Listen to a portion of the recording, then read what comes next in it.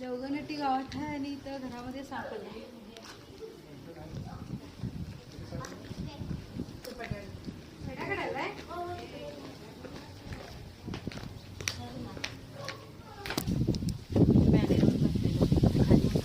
कुठं गेलं काय की साप आला.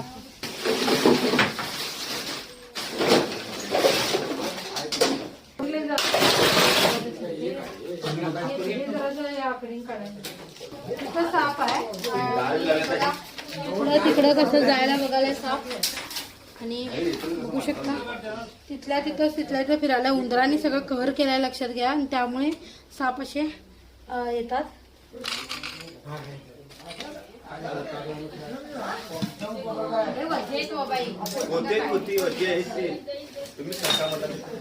नाही बरोबर आहे, जवळ साप दिसला बघा पायात नाही आलाय माझ्या. असा इकडं तिकडं करायला. आणि नाग आहे मित्रांनो. कुठं जागा मिळेल तिथं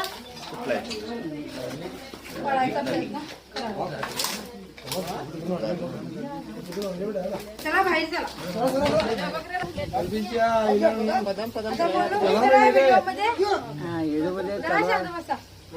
तर नागदत्तीचा साप आहे. अंदाजे 4 ते 4.5 वर्षाचा हा नाग आहे. केवढी सगळी लाकडं होती बघितलं तुम्ही.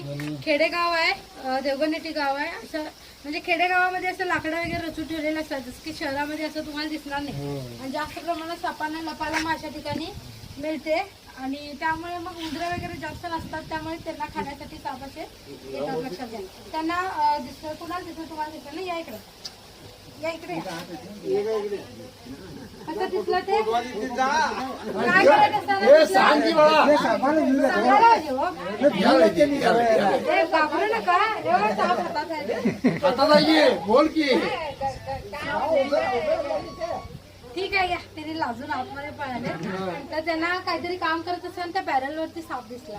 असं जास्त करून महिला वर्गांना साप दिसतात का घरामध्ये वगैरे साफ सफाई करताना वगैरे दिसतात.